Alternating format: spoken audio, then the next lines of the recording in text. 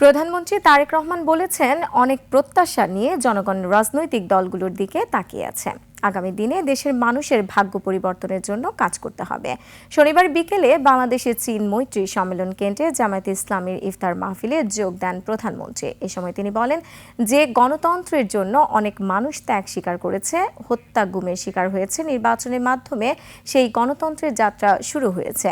অনুষ্ঠানে বক্তব্য রাখেন জামায়াতের আমির ডাক্তার শফিকুর রহমান। তিনি বলেন, সরকারের ভুল ধরিয়ে দিতে এবং তা শুধরাতে বিরোধী দল হিসেবে ভূমিকা রাখবে জামায়াত। আমরা যদি দেখি যে সরকার কোনো অসঙ্গত সিদ্ধান্ত কিংবা পদক্ষেপ নিয়েছেন, আমরা প্রথমে দৃষ্টি আকর্ষণ করে সহযোগিতা করব। সরকার আমাদের পরামর্শগুলো গ্রহণ করলে আমরা কৃতজ্ঞ হব, জাতি উপকৃত হবে।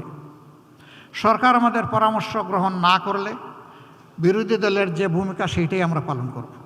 আসুন আমরা আল্লাহর নামে শপথ গ্রহণ করি যে আমাদের আগামী দিনের কাজগুলো হবে এই দেশের মানুষের ভাগ্য পরিবর্তনের জন্য।